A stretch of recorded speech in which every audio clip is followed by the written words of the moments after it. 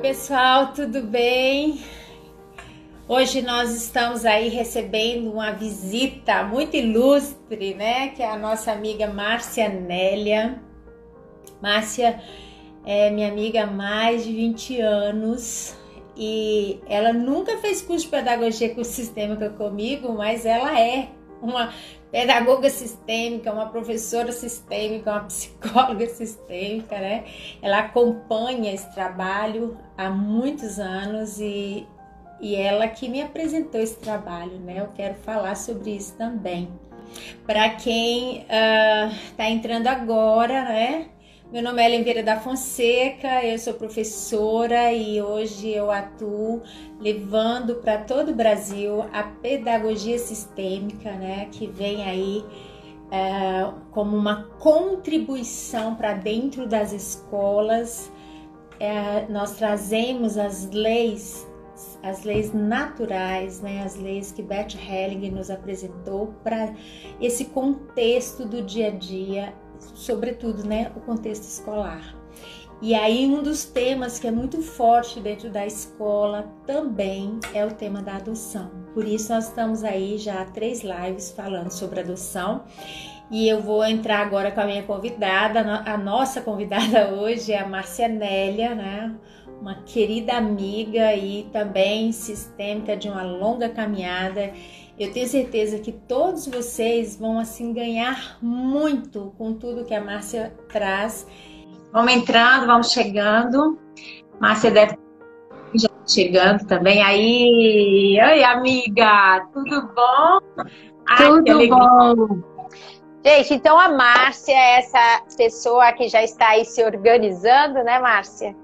A Márcia, ela é, vamos dizer assim, que ela é responsável por eu estar aqui hoje, falando de pedagogia sistêmica, porque há mais de 15 anos atrás foi ela que falou assim, você tem que conhecer. Que isso? Peraí. Acho que eu não desliguei o Facebook.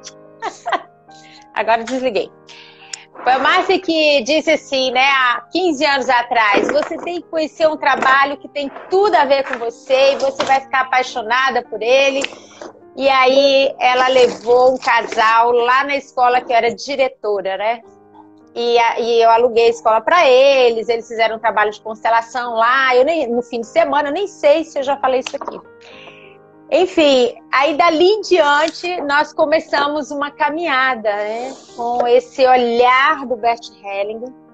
E eu não queria fazer curso, porque naquela época eu achava assim, isso é muito complexo. E ela me levou e falou assim, você vai fazer esse curso, eu vou também. Me levou para lá, para a casa da família dela, eu não tinha dinheiro para pagar hotel. Ela falou, você vai ficar na casa da minha família, enfim. A Márcia foi uma pessoa que abriu muitos campos para mim, né? Porque ela tá... Eu sempre digo que a Márcia está à frente da gente, porque ela descobre as coisas muito antes que nós que estamos aqui. Aí, de repente, ela vem e mostra isso e abre isso para a gente com uma facilidade tão grande e a gente se encanta. E foi assim que aconteceu comigo, com o olhar do Bert Hellinger, né? Ela insistiu, quando a gente saiu da formação a primeira vez, eu disse, eu não volto, ela disse, volta. Eu nunca vou esquecer disso, né? Eu disse assim, eu não vou voltar não, isso é muito difícil, essas leis sistêmicas, eu não entendo nada. Ela falou, você vai voltar, você já pagou, você vai até o fim, você não tá pagando nem hotel, ainda tá reclamando? E é realmente... eu falei isso tudo, eu não lembro. Falou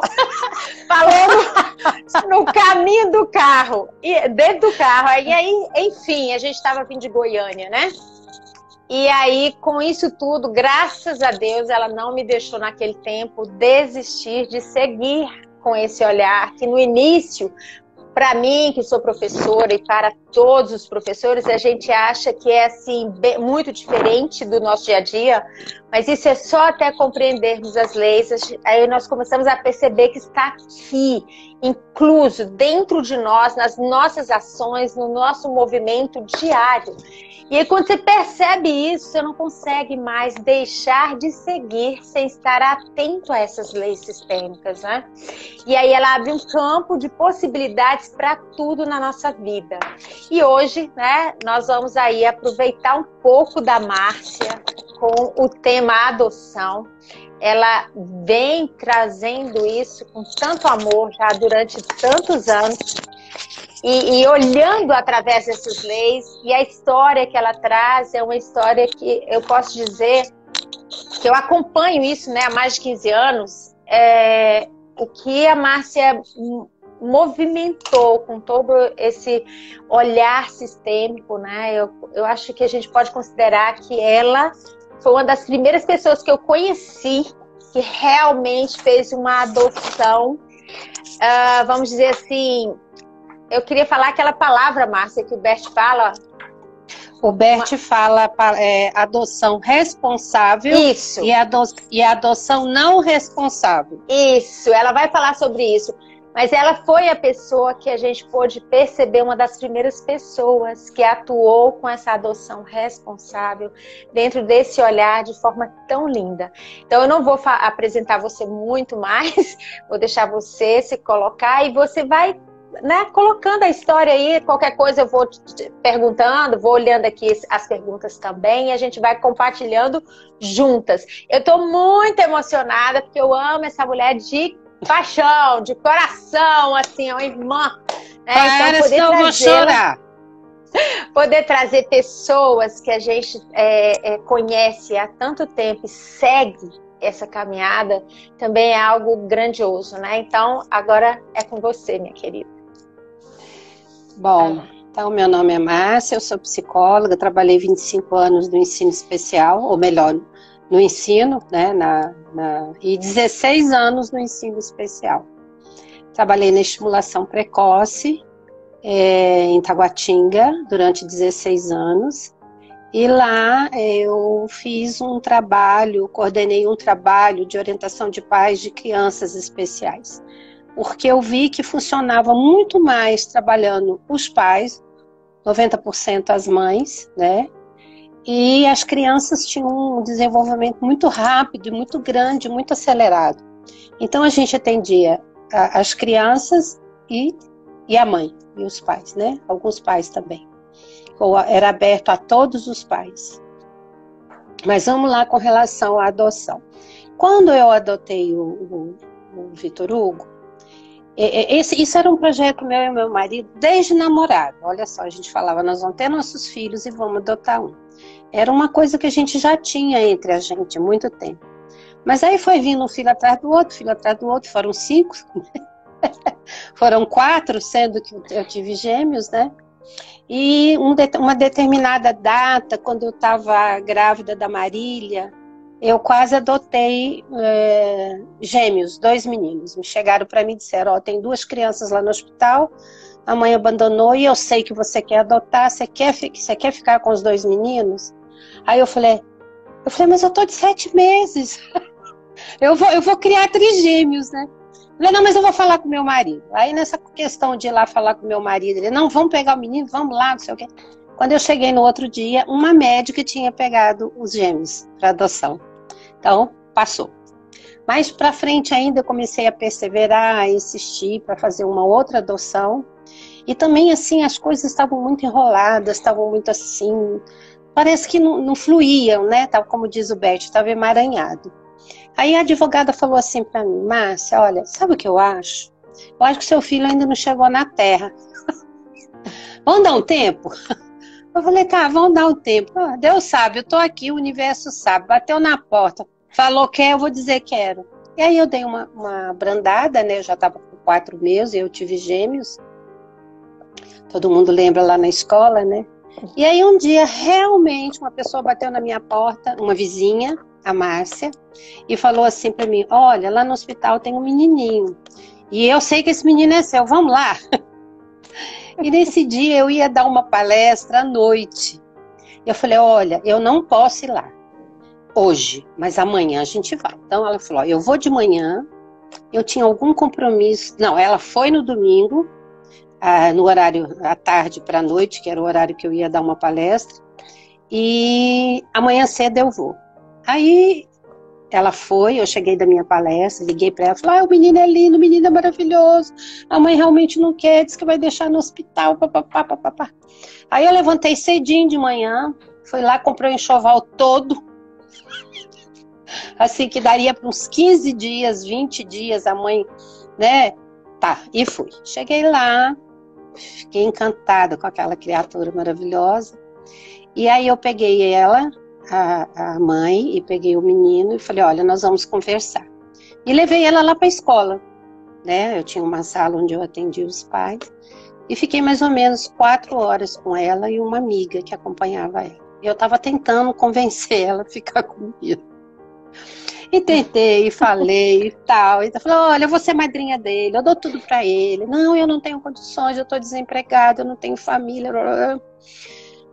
Aí eu falei, tá, então tá bom, então eu fico com ele. Nós vamos fazer o seguinte, você vai comigo para casa, você vai amamentar ele uns 15 dias. Não, não vou amamentar, eu não tenho condições, eu não posso, tal. Aí, enquanto eu tava conversando com ela, uma colega já pegou ele, já foi dar mamar para ele lá, foi muito linda, a escola toda tava em volta da gente, todas as colegas, né? Mas aí, quando acabou, então, a nossa conversa, acho que eu pedi ajuda de alguém foi comigo lá para casa e aí eu não sei se eu levei ela para casa, faz tanto tempo, já faz 23 anos isso. E aí acho que eu dei um táxi para ela ir embora e fui para minha casa. Cheguei lá em casa com o menino, né? Já tinha conversado com meu marido, já tinha contado para meus filhos que ia chegar o menino em casa. E outro dia, no dia seguinte, estava lá. Mas uma coisa assim, eu já era psicóloga, já tinha uma noção de muitas coisas, não tão claras como o Bert nos colocou, mas eu já tinha algumas noções. E eu fiz um curso na UNB chamado Saúde Perinatal, Educação e Desenvolvimento do Bebê. Foi um curso fantástico, hiperfuturista. Agora que estão começando a falar sobre isso, mas 20 anos atrás, 25 anos atrás, já tinha gente falando sobre isso, já tinham livros escritos, mas não chegavam para a gente. Então eu já tinha toda uma noção do psiquismo do feto. Eu já sabia que a criança falava assim, que o bebê dentro do útero era como dentro de uma caixinha fechada, onde nada passava. Eu já tinha noção que não era assim, que a criança sente tudo, ela pensa tudo, ela está ali não totalmente protegida, né?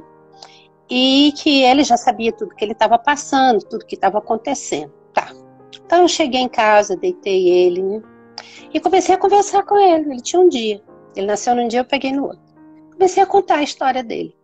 Porque nesse curso veio da Europa, veio da França, uma professora chamada Miriam Segé. Olha o livro dela. Isso. Tá? Chama Palavras para Nascer. Ela era uma psicanalista que conversava com os bebês na barriga, conversava com os bebês assim que nasciam, com os pais e tal.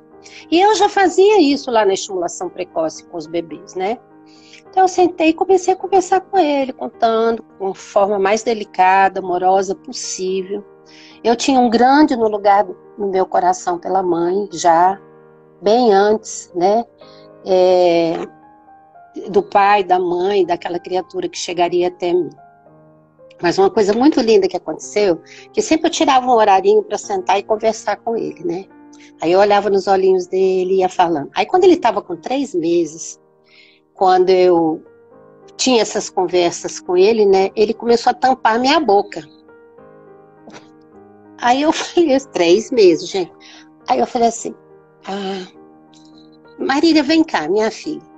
Olha só, eu começo a falar da mãe dele, da vida dele, da história dele, que a gente recebeu ele vai e tampa minha boca. Aí minha filha viu, a outra viu. Falei, acho que ele já tá cansado, acho que ele tá dizendo assim para mim, eu já sei, não precisa ficar falando toda hora. Aí eu diminuí essa conversa. Eram coisas muito lindas que aconteceram, né? E assim, naquela época, hoje não acontece mais isso, né? Eu peguei ele no hospital com a mãe, levei ela para casa. Meu cunhado que levou ela para casa, isso mesmo. E depois já consegui um advogado que trabalhava com adoção. Ele tinha uma filha adotiva, ou 2, parece. E ele gostava muito disso, ele já arrumou toda a documentação. E aí chegou, ela foi diante do juiz, disse que não ia ficar com ele, questão de 1 mês depois, mais ou menos. Eu assinei um termo de responsabilidade que dentro de 6 meses, se ela quisesse a criança de volta, eu iria devolver.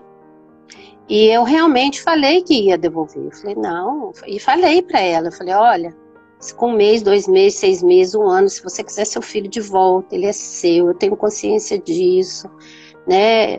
E dei meu telefone para ela e falei que ela podia ligar toda vez que ela quisesse. E ela ligou para mim até 7 anos de idade, todos os aniversários dele. Eu não tinha o telefone dela, mas ela tinha o meu. Então, todo aniversário ela ligava, eu já ficava esperando. E aí depois, nessa época eu não conhecia a constelação, né? Eu conheci a constelação em 2000, faz 12 anos, né? Não mais. Mas eu já tinha aquela noção que não podia mentir, que não adiantava esconder, que tinha que ser as coisas muito claras, né? Até quero fazer uma colocação aqui. Muitas pessoas às vezes falam, filho do coração, filho do coração. É lindo esse termo. Só que a criança não entende. Sabe, o que é isso, filho do coração? Um é filho da barriga, outro é filho do coração.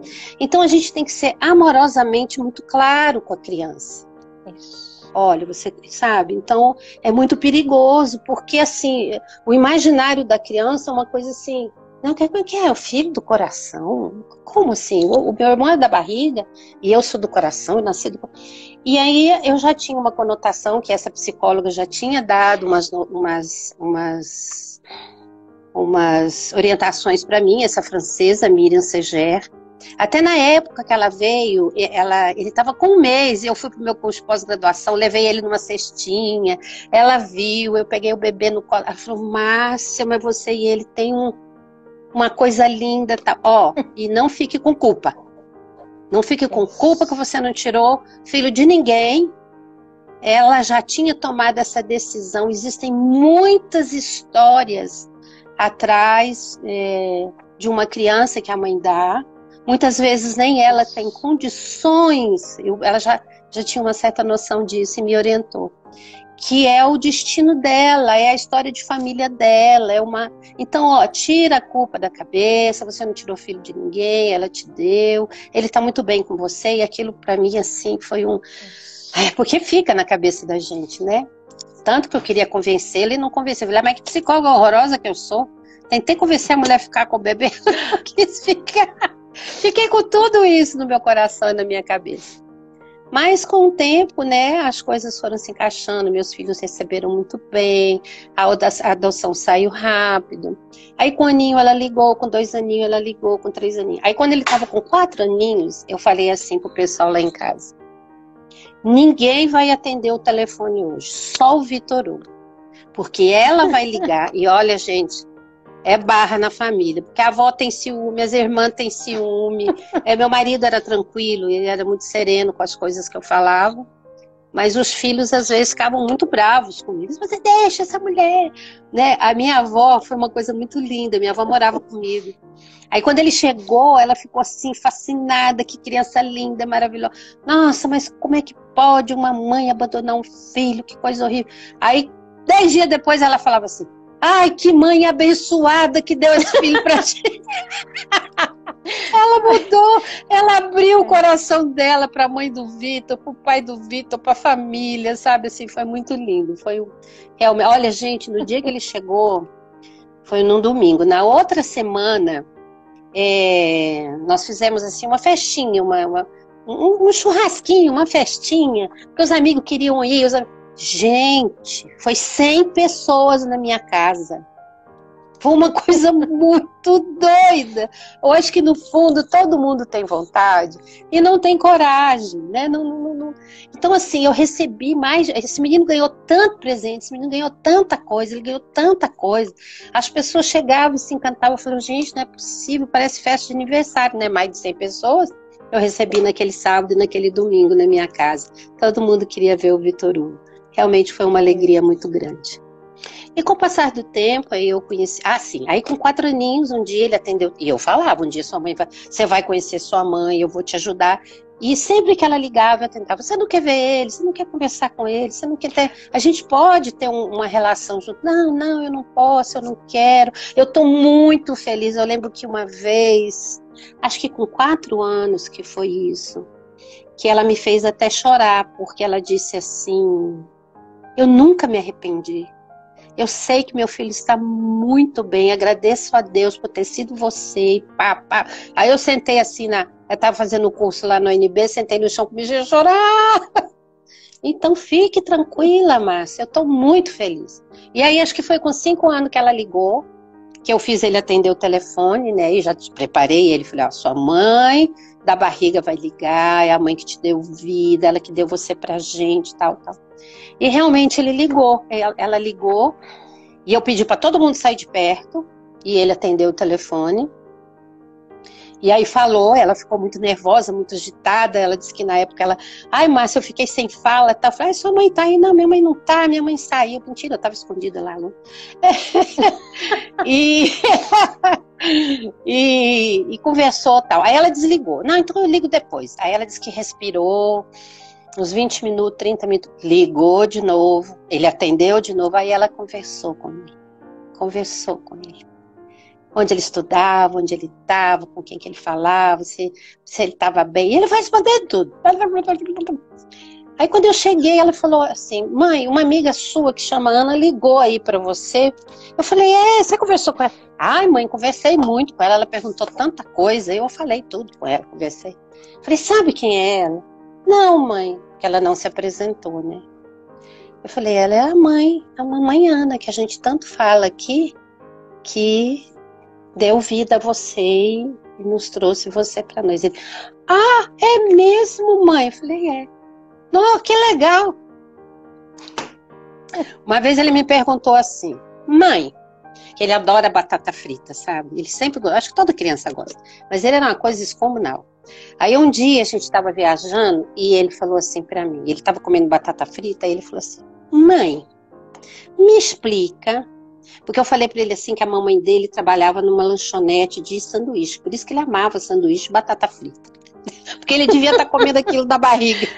Aí ele virou para mim e falou assim, Aí ele virou para mim e falou assim, mãe, me explica uma coisa. Como é que a batata frita da mãe Ana, que ela comia, passava para mim na barriga? Aí eu falei, meu Deus, como é que eu vou explicar isso? Aí eu falei, aí ele falou assim, eu já sei. Ele já sabe, é aquele tubinho que liga ela em mim assim pelo umbigo, não é? Eu falei, é. Então foi tudo muito tranquilo, muito sereno, sem esconder, sem mentir, todas as perguntas que ele quis fazer, né? E Márcia, eu queria falar um pouco sobre o Bert. Tá, vamos lá. Antes de você falar do Bert, desde o início você tinha uma relação de falar naturalmente da mãe, da história dele. Sim. Nenhum momento você nunca escondeu desde bebê, não foi assim? Nunca, nunca. Desde o primeiro dia, eu tô falando que ele estava cansado de ouvir. Isso. Tampava a minha boca. E por que eu tô te perguntando isso? Porque às vezes a gente nas escolas atende as mães, né, que adotam crianças, e elas estão com as crianças com 4 anos, mas já é a hora de contar? Será que eu não tenho que esperar crescer mais? E aí o que eu tô achando lindo, né, que é legal de você compartilhar isso, que desde o início você sempre deixou isso muito claro, né? E isso muito teve claro. Um bom efeito. Na época eu não sabia muito da história da mãe dele, porque se eu soubesse, eu teria contado as histórias da vida dela, que a Miriam nos ensinavam isso, né?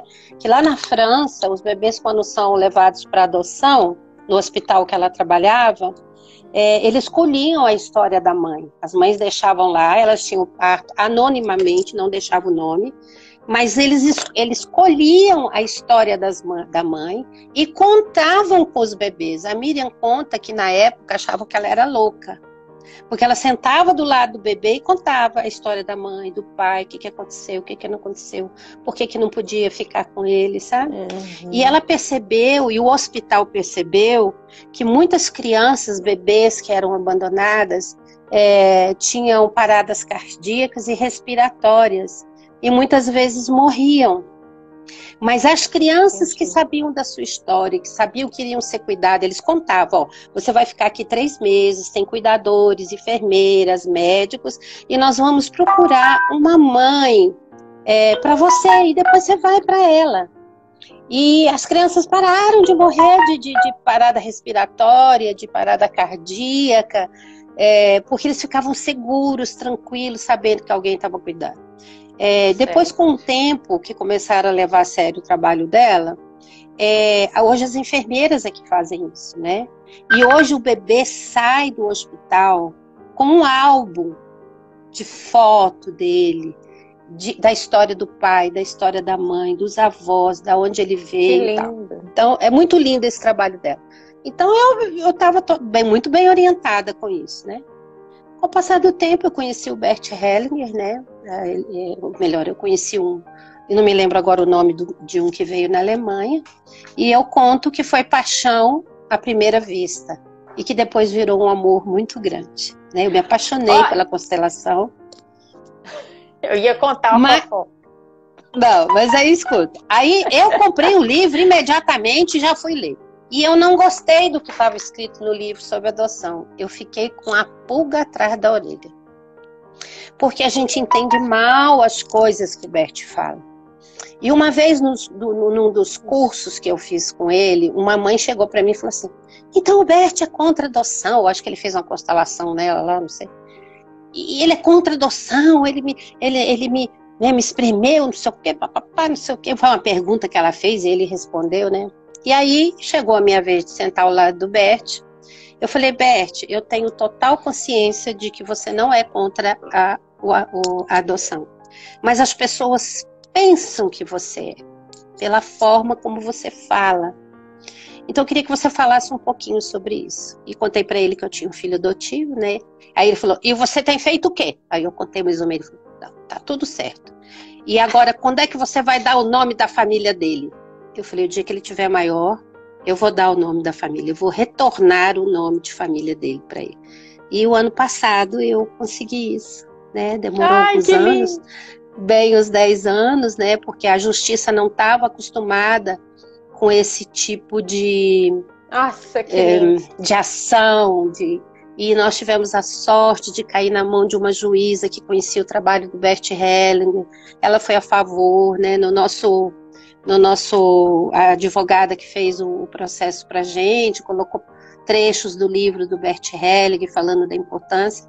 E realmente, né, são poucos casos ainda no Brasil que o filho adotivo retorna ao nome de família. Se eu soubesse de tudo isso, eu não teria nem trocado o nome dele, mas na época eu não sabia, fiz por amor. É um amor apego, mas foi um amor, né? Mas com o tempo a gente pode reformular todas essas nossas crenças, essas opiniões errôneas que a gente tem, esses medos, né? Muitos pais têm medo, né, de perder a criança. Mas então vamos lá. Então quando eu falei isso para ele, né, falei: olha, as pessoas acham que você é contra a adoção. Aí ele falou: não, eu não sou contra a adoção. Eu sou contra a adoção não responsável. A adoção não responsável é aquela onde os pais só olham o próprio umbigo e não veem a criança. E ele fala o seguinte, que todas as crianças têm o direito de saber e conhecer os seus pais, a sua origem. E ele fala também, uma vez ele fez essa colocação, eu até escrevi aqui, ó, que no Estatuto do Direito da Criança e do Adolescente, a primeira lei que devia estar acima de todas era: todas as crianças têm o direito de conhecer a sua hereditariedade. Que seria o primeiro. E depois viriam as outras coisas, né? E aí ele falou isso. Aí ele falou: olha, mas entre uma adoção não responsável, eu prefiro que a criança fique num orfanato, numa entidade filantrópica, alguma coisa desse jeito. Por quê? Porque a criança tem o direito de ter os pais no coração dela, nas células dela, no corpo dela, na alma dela. Isso não se tira. E alguns pais, por amor, fazem isso, os pais adotivos. Né? Não querem falar, não querem contar, mentem, não querem conhecer, não vão atrás, não ajudam a criança, né? Às vezes essa criança está com 30 anos e a mãe não quer que ele vá procurar a família biológica, né? Então, às vezes algumas pessoas discutem comigo, esses dias até no Facebook teve uma colocação lá, e todo mundo ficou bravo comigo, umas 20 pessoas, sabe assim? Nem sei quem é que colocou. Pai é quem cria. Eu falei: não, pai é quem faz. Mãe é quem faz. E a própria família dele, depois a gente foi se encontrar, gente. Então, essa história vai um pouquinho mais pra frente, se der tempo, né? Então, tá. Quando ele tava... Voei um pouco. Tá, isso é o que o Bert fala. Você tá falando do Bert. Sim, adoção não responsável. Então, ele diz que prefere entre uma adoção não responsável, onde os pais escondem e não tomam no coração os pais biológicos e querem renegar, né? Ele prefere, mas se os pais tiverem uma adoção responsável, é maravilhosa. Outra coisa que o Bert deixa muito claro, que também é muito importante a gente saber, é que quando uma criança é dada, a gente deveria e deve, e que de preferência se desse a preferência para alguém sanguíneo na família. Uma tia, um tio, um pai, né, se for um pai, que às vezes as mulheres engravidam, né, e não convivem com o pai, né? Então, em primeiro lugar, seria a própria família, né? Em segundo lugar, uma instituição, e depois uma adoção responsável, que as pessoas saibam todos os passos a fazer, mas que ele não era contra. Eu quero falar sobre um tópico importante. Uma coisa muito interessante que muitas vezes os pais esperam que magicamente as coisas aconteçam. Um dia eles vão procurar os pais, um dia ele vai, um dia isso, um dia aquilo, vamos deixar a coisa mais pra frente. Melhorou? Peraí. Pra mim tá rodando, mas tava ouvindo sua voz. Continua. Mas eu tô me vendo, mas paralisada. Mas continua, pelo menos a sua voz está saindo, tá todo mundo escutando. Porque eu não tô conseguindo resolver. A internet deve estar ruim de novo. Tá, não tá vendo a minha imagem, não? Tá vendo, só que tá parada. Tá bom. Então, vou continuar. Então, assim, qual é a orientação que o Bert nos dá, que eu acho muito linda? Eu fiz muitas perguntas para ele e para alguns profissionais, né? Na época, eu perguntei muitas coisas para o Décio também, de Oliveira Júnior. E ele me orientou muito. Então, assim, o Bert tem uma falácia muito bonita que ele diz assim, que os pais devem ajudar a procurar os pais biológicos. Mas eles não são responsáveis por encontrar os pais. Mas que ele deve deixar muito claro para a criança que ele é a favor, eles, né, o casal, ou ela, ou ele, são a favor. E que o dia que ele quiser, eles vão procurar. Eu sei que tem situações, às vezes, que a gente não sabe de nada. Eu tinha...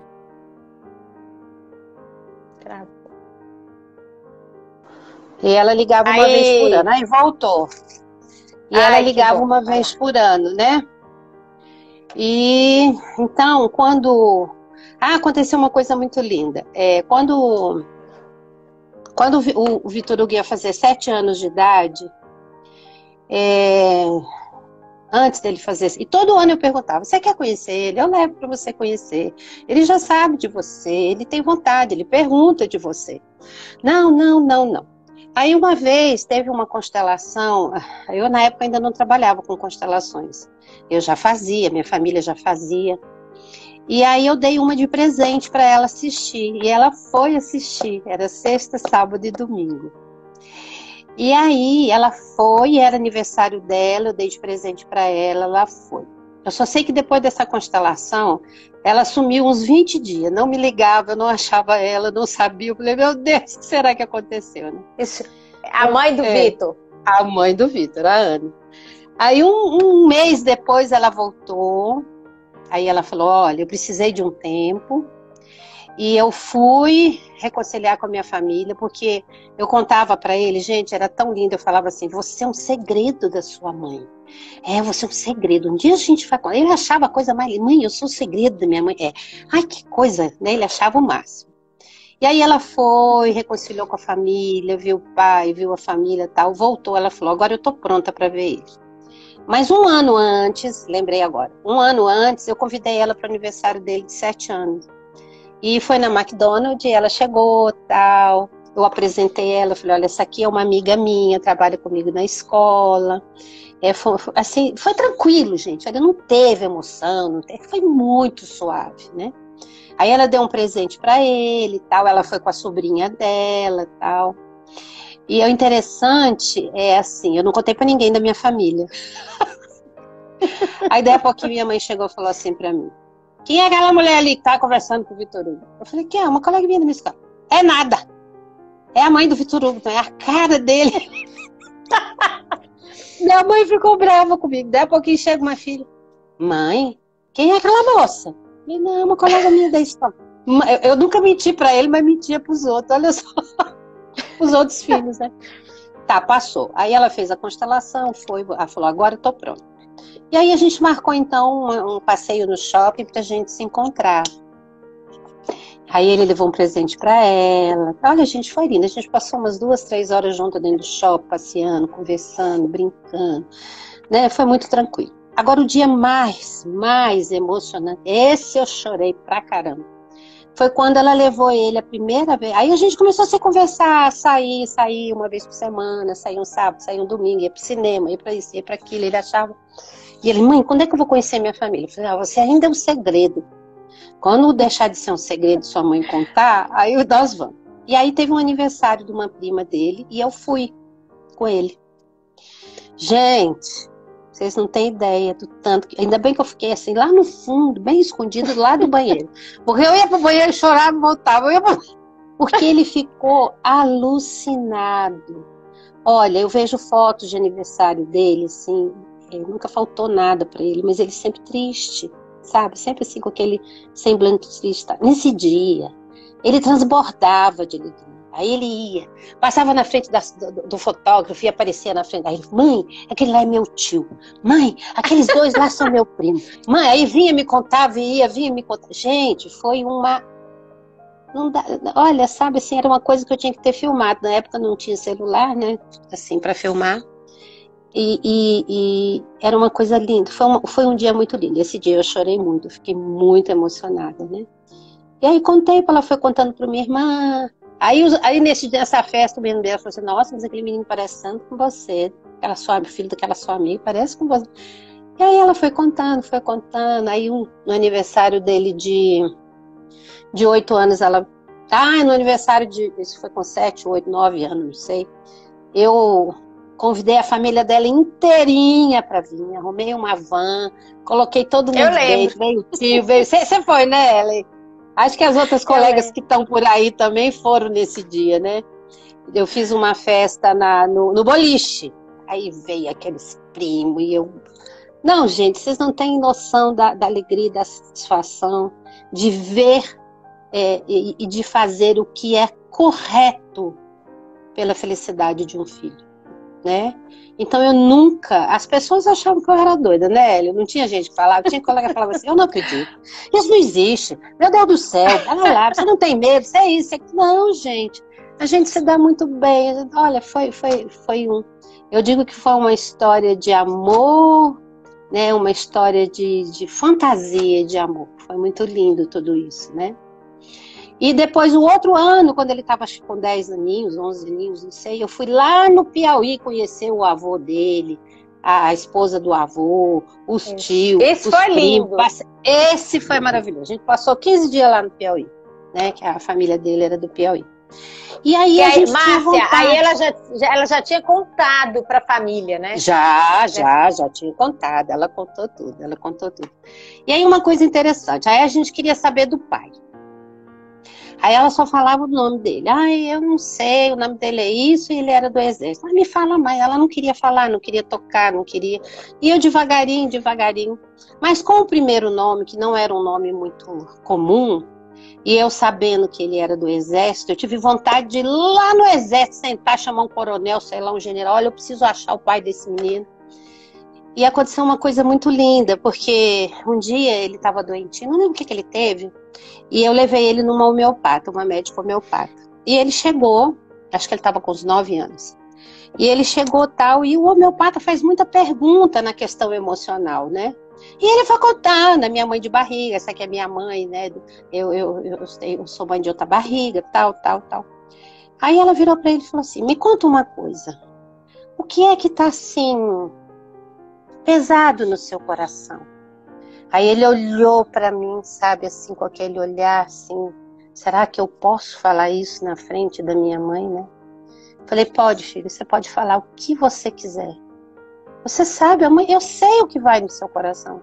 Para mim não vai ser novidade. Ele falou, eu tenho vontade de conhecer o meu pai. E aí as lágrimas correram assim nele, sabe? Aí a médica ficou tão sem graça, as pessoas não estão preparadas para isso, é interessante, né? Ela ficou tão sem graça, ela ficou tão sem jeito que ela falou assim, mas de repente esse pai seu nem era um pai legal, legal deve ser esse que te adotou, essa sua mãe. Aí eu falei, não, doutora, a senhora está enganada. O pai dele deve ser uma pessoa fantástica, porque esse menino é incrível, é impossível. Aí a mulher ficou mais desconcertada. Então ele sempre soube que eu respeitava, que eu amava, e eu sempre dizia, depois eu aprendi com a constelação, que eu tinha um lugar muito grande para o pai biológico dele, para a mãe biológica. Mas aí eu não conseguia achar, eu estava quase assim, contratando um detetive, sabe, para tentar achar. Mas eu sempre rezava, meu Deus, me ajuda, sei lá, abre o campo, abre o universo. Eu já sabia que existia um campo, né, que onde as pessoas se encontravam e tal. E aí eu fui fazer uma viagem para os Estados Unidos, eu fui levar ele para Disney, e olha, gente, que coisa linda. Quando a gente chegou lá nos Estados Unidos, todos os computadores do aeroporto ficaram paralisados 2 horas. Acabou. Nós entramos dentro do aeroporto, entramos numa sala imensa, e foi chegando avião, e o povo foi entrando, e o povo foi ficando. Nós ficamos mais de 2 horas lá sentados. Perdi o outro avião que ia me levar para São Francisco. Eu cheguei numa cidade, que eu não lembro agora o nome, e depois fui para São Francisco. E nessa sentada ali no aeroporto, todo mundo sentado no chão, conversando, tinha uma senhora na minha frente, ela tinha um filho da idade do Vitor Hugo. Conversa vai, conversa vem, a gente, 2h30 lá sentado, a gente já ficou amiguinho. Aí ela falou para mim, porque onde você está trabalhando? Eu sou professora, eu sou psicóloga. E você? Eu trabalho no Exército. Eu falei, onde que você trabalha? Aí ela falou, eu trabalho no departamento de secretariado, né? Aí eu contei a história para ela. Ela falou, não, quando eu voltar, você me dá esse nome, que eu só tinha o primeiro nome, e que ele era de São Paulo, e que ele era do Dragões da Independência. Com essas 3 coisas, ela achou ele para nós. Em 2 meses, depois a gente já estava com o nome dele, com a identidade, com tudo, né? Com o CPF. Mas aí a gente começou a procurar e não achava. Ele tinha sumido, ele sumiu. Aí a gente começou, o que aconteceu? O que houve? O que não houve? né? Será que esse homem foi para os Estados Unidos? Ai, mãe, ele não renovou a carteira. A gente foi começando a procurar. Mas aí nessa procura vai, procura vem, a gente chegou na mãe dele, numa cidade do interior. Tinham 3 pessoas com o nome dele no estado de São Paulo e que tinha o nome das mães. Aí uma era no Espírito Santo, outra acho que era na Bahia, uma era em São Paulo. Aí a gente foi nessa de São Paulo. Um amigo nosso saiu de São Paulo, foi lá nessa cidade. Chegou lá, elas já tinham mudado e conversou com uma prima. Eles acharam tudo isso muito esquisito, Ela deu o e-mail da tia dele, nós entramos em contato pelo e-mail, eles moravam em Santa Catarina, em Florianópolis, e contei a história tal, o meu amigo contou a história, mais ou menos, tal, eles ficaram com muito medo, eu achei, sei lá, podia ser um golpe, né, hoje tem tanto golpe, né, e realmente o universo conspirou, como alguém disse aí, e aí a gente enviou aí enviamos foto do Vitor Hugo, foto nossa, tudo pelo e-mail, né. E aí ela pegou e enviou uma foto do pai dele. Gente, esse meu amigo que estava fazendo isso pra gente, que eu não mexo no computador. Ele, a hora que viu a foto do pai dele, ele chorava. Aí ele falava, dona Márcia, não precisa nem de teste de DNA, ele é escarrado, cuspido, o pai dele e tal. Aí trouxe a foto pra gente, meu Deus. Aí fomos para Florianópolis conhecer a avó, os tios, os primos. Gente, foi muito bom. É uma aventura fantástica, sabe assim, fantástica, né? Depois eu fiquei sabendo que ele tinha um irmão. Aí fui atrás do irmão, atrás da mãe do irmão. Mas aí nós tivemos a notícia de que o papai dele tinha falecido num acidente aqui em Brasília, de moto, aos 22 anos de idade, assim, ele estava com 9 meses. E eu queria comentar uma coisa muito incrível que aconteceu, é porque eu não tenho a data, eu tenho a data do dia que ele morreu, mas eu não lembro da data que isso aconteceu. Eu fui para uma palestra com umas 5 colegas dentro do meu carro. Quando a gente vinha voltando, mais ou menos umas 5h30, 6 horas da tarde, um pouco mais, já estava escurecendo, eu estava dirigindo e ele estava no colo de uma das minhas amigas. Porque onde eu ia, ele ia comigo. Lembra, Ellen? Onde eu ia na palestra, ele ia junto, ele ia na cestinha, ele ia em tudo quanto é lugar. Quando eu não tinha alguém para ficar com ele, né? E aí, esse menino começou a chorar, berrar, chorar, mas foi uma coisa tão louca, eu tive que parar o carro, tive que pegar ele no colo, ele chorava, ele berrava, era uma coisa tão dolorida, uma coisa tão forte, sabe? Não dei conta de dirigir mais, aí uma colega que dirigia muito mal, pegou o carro, falei, não, vai embora. E aí mais pra frente, ela não sabia nem dirigir direito, mas foi dirigindo, e eu com ele do colo, assim, segurando, né, apertando ele, e falando e acalmando ele, mas ele chorava. Então, assim, há uma grande, 90% de possibilidade de ser o dia que o pai dele morreu. E ele morreu pertinho da minha casa, ele morreu no hospital de Taguatinga. O hospital de Taguatinga era 6 quadras da minha casa. O Hospital Regional de Taguatinga. E aí, quando eu trouxe o irmão dele para cá, já com 17, 18 anos de idade, a mãe dele contou a mesma coisa, que no dia que o pai dele faleceu, o filho dela também, eles têm 3 meses de diferença um do outro. Ele tinha 9 meses e o irmão tinha 6 meses. Ele também gritou, berrou. Então, olha como o campo fala, né? Como as coisas estão ligadas e não adianta o nosso querer. Isso. É o nosso querer, né? Nosso querer é muito pequeno diante da vida. E tem uma fala do Bert, que me tocou muito. Uma vez ele conversando com um cliente dele, eu não lembro se eu li isso no livro ou se ele falou nas palestras dele.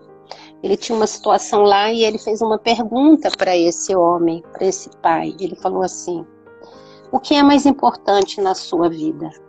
As suas convicções ou a vida? Isso. Então, na realidade, é a vida. E o mais importante era a vida do meu filho. Era a vida, a satisfação e a alegria de dar oportunidade dele estar com a mãe, com a família dele. E isso é impagável. Márcia, e você levou ele também para conhecer a família do pai, não foi? Foi, nós fomos lá para Florianópolis, passamos 15 dias lá, maior folia, maior farra. Olha que lindo. E depois viajei com o irmão dele também para São Paulo depois, porque fazia 10 anos que o menino não via mais a avó, né? A moça ficou viúva, casou de novo, nunca mais se viram. Falei, não, vamos dar um jeito nisso aí, vamos. Aí peguei o menino, fui para São Paulo, passei 10 dias lá com eles também, né? Então, assim, sabe, gente, é o que Jesus falou há 2000 anos. Buscai a verdade vos libertará. A verdade bem dita, bem falada e colocada. Claro que a gente não vai colocar essas coisas de uma forma rude com as crianças. É com muito amor, é com muito carinho, com muito respeito. Aquilo que o Bert fala da postura. Então, qual é a postura atrás dos seus... Às vezes eu achava que mais importante eram as atitudes e os atos. E com o Bert eu aprendi que não. É o sentimento que está atrás do ato, né? E meu sentimento sempre foi de abrir, de abertura. Travou? Não, voltou. Travou. Então acho que era isso. Deixa eu ver se tem mais aqui. Márcia, eu coloquei Márcia. Sim, fala. Tá ouvindo? É uma coisa interessante aí que elas colocaram isso, dá um filme. Eu já disse para Márcia escrever um livro sobre essa história. Então, assim, quem sabe depois não vira filme. Pois é, tem 2 filmes sistêmicos muito lindos que falam sobre adoção, que é o Lion, né? Não sei se vocês já assistiram. Márcia, estão perguntando aí se você tem foto do Vitor Hugo aí. Ah, deixa eu ver aqui. Peraí, ele do pai dele. Para vocês vão cair para trás. Existe um filme chamado Lion, e que fala sobre adoção, e um filme chamado... ai, meu Deus, qual é o nome do outro filme? O Som do Coração, né, dela? Lembra? O Som do Coração? É porque eu não estou ouvindo, tá travando. O Som do Coração e Lion. São filmes do Coração. Sistêmicos. E Lion. Peraí, eu vou achar aqui, ó. Esses 2 falam sobre isso, né? E aqui, eu vou mostrar ele, a minha mãe e a vovó paterna dele. Peraí. Vê se dá pra ver. A mãe e a avó paterna dele, hein, gente? Que lindo. A mãe, não. A avó paterna. A avó. Essa de vermelho. Dá pra ver mais um. Tá ao contrário, assim, mas deu pra ver. Tá. Não deu pra ver? Tem que ser assim, né? Ele tá no meio. Deu pra ver? Cara. E do lado tá minha mãe. Não tá vendo, não. E aqui é o pai dele, ó. Não deu pra ver. É porque o negócio é bem baixo. Esse aí. Deixa eu ver esse daí. Suspende esse porta-retrato aí que dá, Márcia. Aí! Ó, o pai dele. Ai, que lindo. Parece lindo ele demais. E aqui, a mamãe dele. Lindo. Ela é linda. Dá pra ver a mamãe dele? É a mãe dele. Olha que lindo. Pensado nisso. Ele é a misturinha. Tinha organizado aqui umas fotos. Estavam aqui no porta-retrato. Né? Então é isso, gente, sabe? Eu aprendi muito com Bert Hellinger, né? Márcia. Oi. O que você... Tá ouvindo? Tô. Travou, né? Que pena. Márcia, tá me ouvindo? Tô te ouvindo. Então, não tá travado, não. É a sua que eu não tô ouvindo, mas às vezes o pessoal tá ouvindo. Então, o que você deixa, assim, Márcia, de mensagem para as mães que adotam filhos, que adotam crianças? O que você deixa de mensagem? Olha, a gente muita... Os pais adotivos. A gente erra por motivos, né, na vida. Um, pela falta do conhecimento correto, né?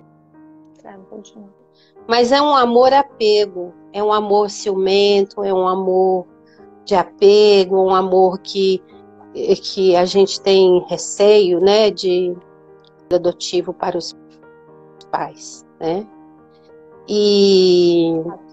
Mas isso é impossível, sabe? E foi interessante que quando eu fui procurar o pai dele, tá ouvindo? Tá ouvindo, Elo? Tá normal aí? Tá bom, vocês escreveram. Pessoal, dá um joinha se ela tá se vocês escutaram o que ela falou, porque eu não escutei. Estão ouvindo. Eles estão ouvindo, aqui que não tá ouvindo.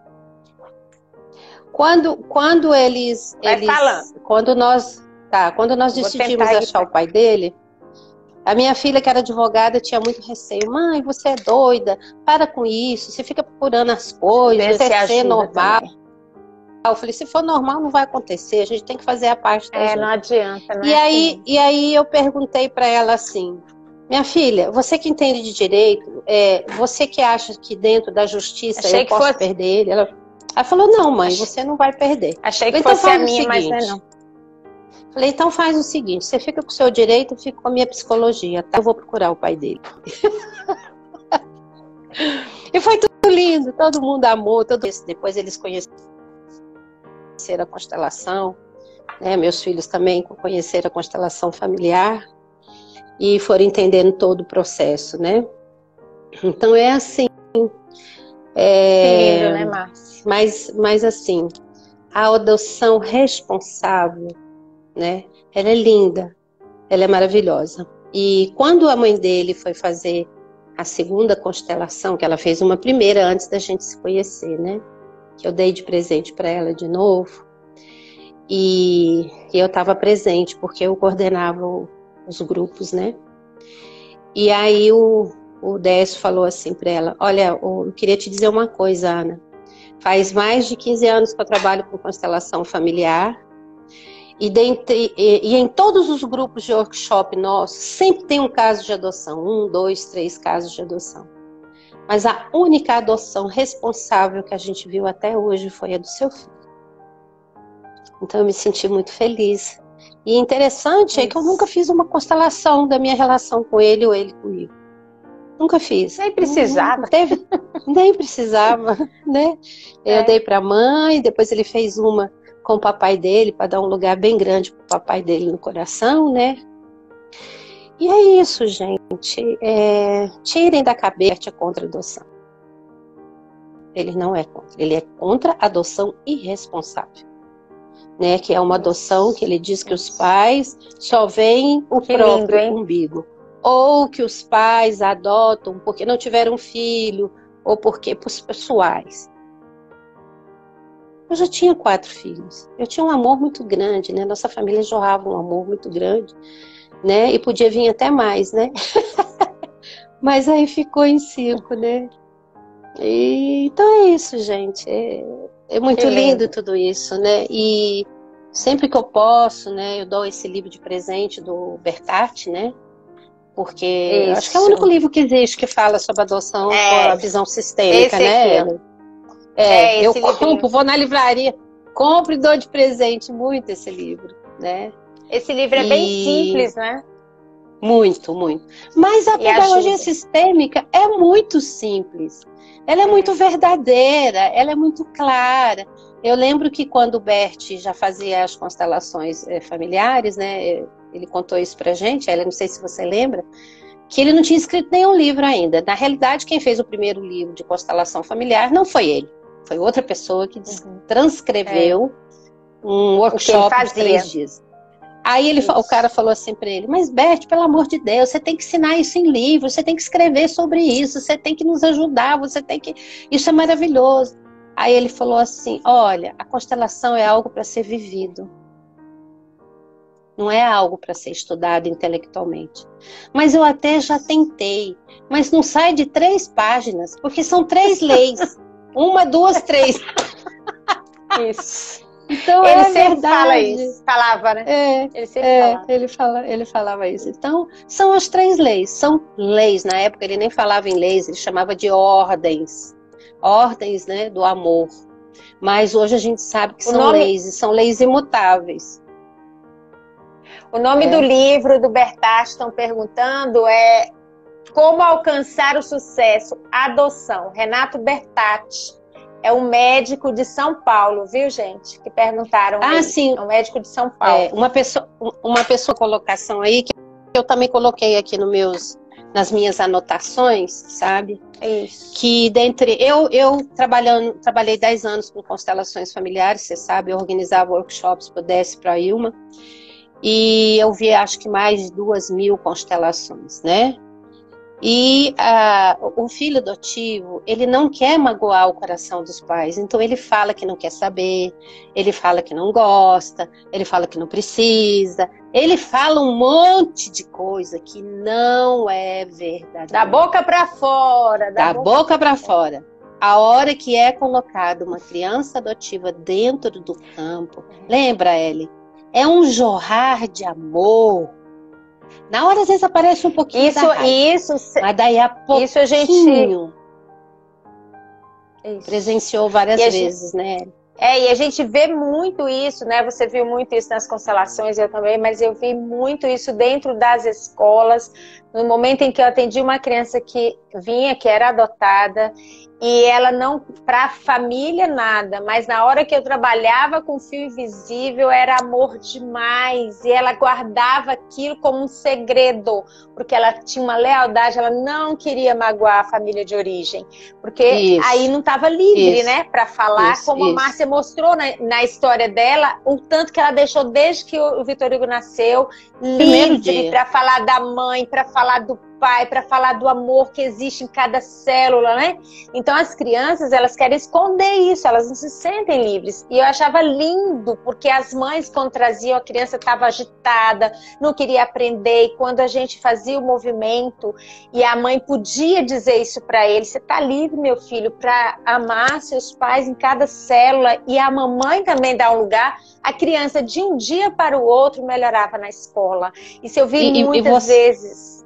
E você imagina como não é a dor dessa criatura não poder amar os próprios pais, né? Então, assim, é o que o Bert fala, fica um conflito tão grande entre a realidade e a mentira. Quer dizer, eles sabem, gente. Eles sabem, eles sentem na alma que eles são diferentes, eles, mesmo que não seja, mesmo que eles fiquem parecidos com os pais, eles percebem, só que eles não entendem aquilo com clareza. Então aquilo dá um distúrbio na criança, porque ela sente uma coisa e vê outra, e vive outra.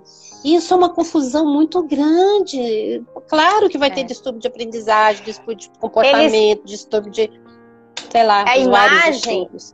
Isso, e a imagem é assim, uma mistura de emoção, porque a criança ela fica dentro dela com as células de origem e ela traz todo esse cuidado aqui, ó, que ela tá vendo no externo, que vem dessa família, que ela ama essa família, porque ela sabe que essa família tá cuidando para a família dela.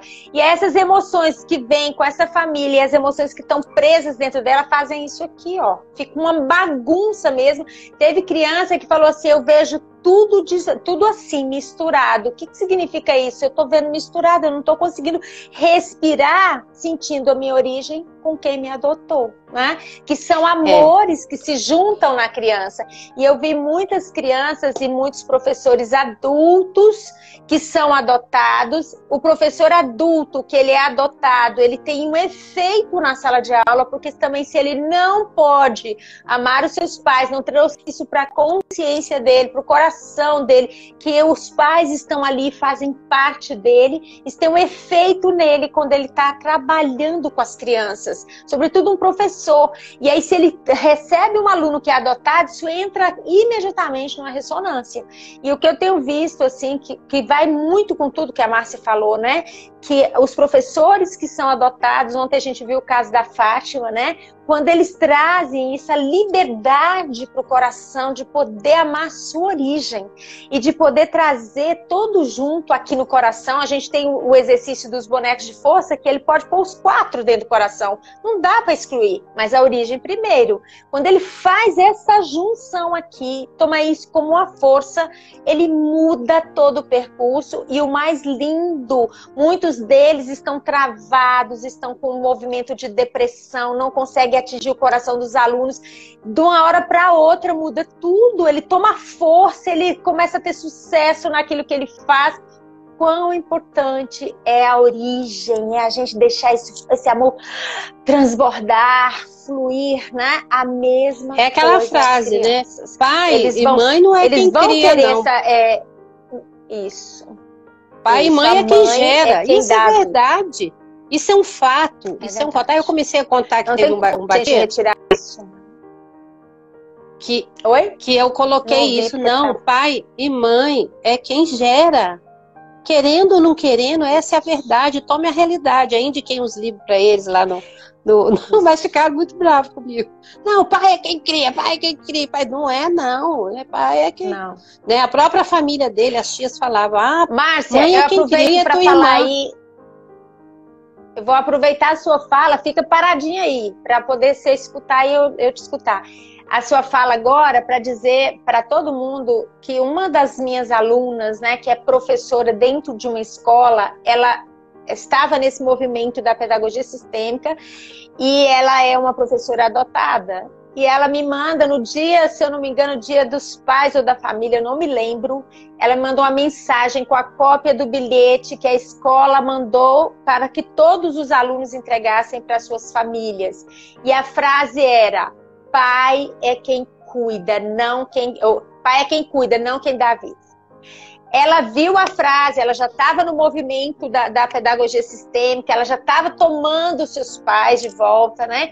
Ela me manda uma mensagem: professora, eu estou tremendo só de ler essa mensagem, o que eu faço? Né? O que eu faço? Eu disse: sente o seu coração, o que você faz? Ela: eu não vou enviar essa mensagem para os meus alunos. Eu disse para ela: tá tudo certo. Ai, que lindo. Porque como é que ela vai enviar essa mensagem se ela trouxe agora, de volta, a liberdade, o desejo de dizer para o mundo: eu tenho uma origem que está aqui dentro de mim, e ela vai mandar para os pais dos alunos, dizendo que pai não é o pai que dá a vida, é quem cria. Então aí é um choque, né, muito forte. E eu estou contando essa história para chamar a atenção de todos que estão nos ouvindo, no sentido de a gente nunca sabe quem é a professora, o professor, a pessoa que está ao nosso lado e que vive a história.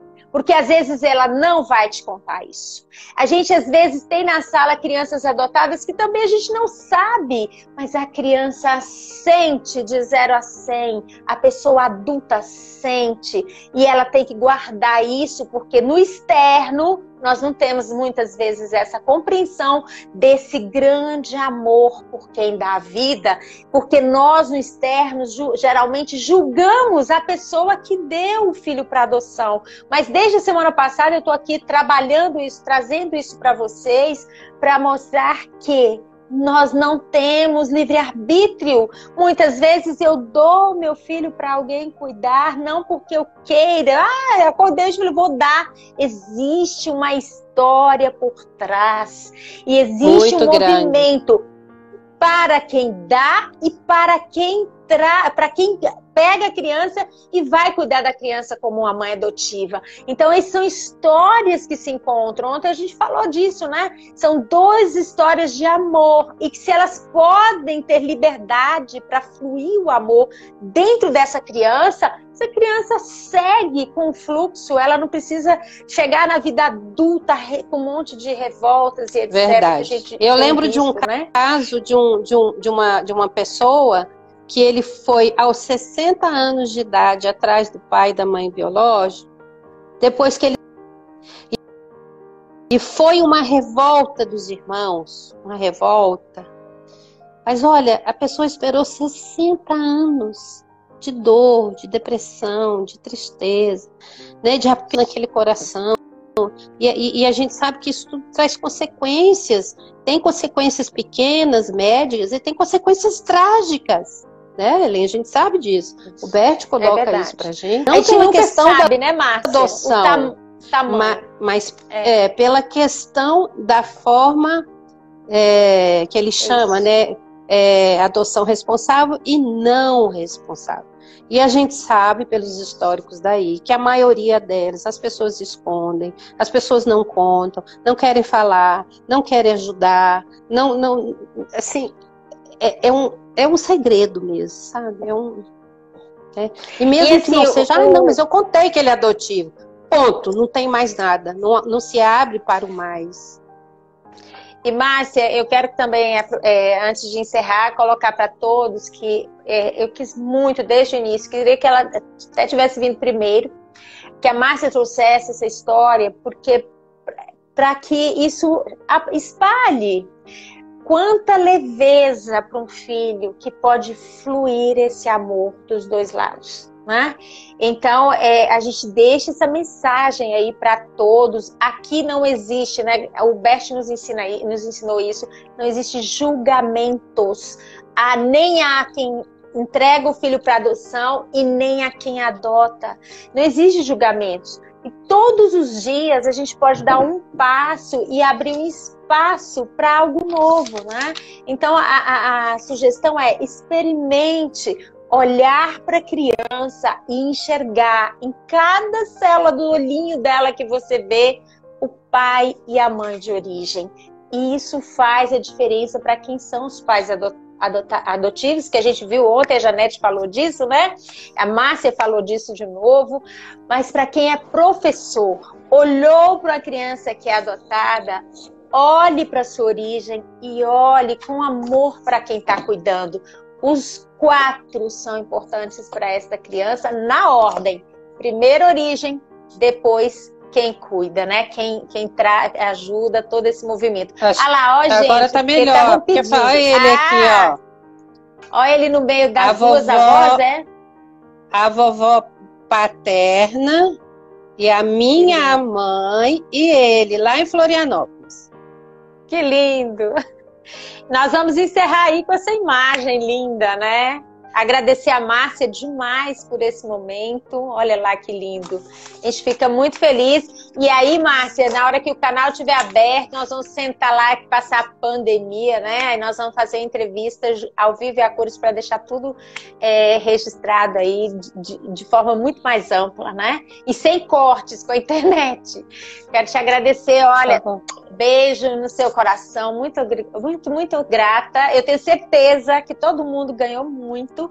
Isso vai para o IGBT, quem quiser assistir, pode assistir lá, viu, gente? Você também pode compartilhar com as pessoas, viu, Márcia? Depois eu vou conseguir colocar no YouTube. Vou juntar as duas e vou colocar no YouTube. Gente, muito grata, muito mesmo. Obrigada, Márcia. Te amo. Obrigada, aprendo com você todos os dias, você sabe disso. Muito obrigada. Obrigada, amiga. Muito grata. Beijo. E quando você for falar do tema da vida intrauterina, eu gostaria muito de compartilhar muita coisa legal com as mães que as pessoas não sabem, tá? Isso. Quando você lançar o livro também do bebê feto. Tá bom. Vou te chamar, pode deixar. Gente, obrigada, valeu, um beijo, até quarta-feira. Beijão, Márcia. Beijo, gente. Tchau, querido. Lindo. Gratidão. Lindo demais.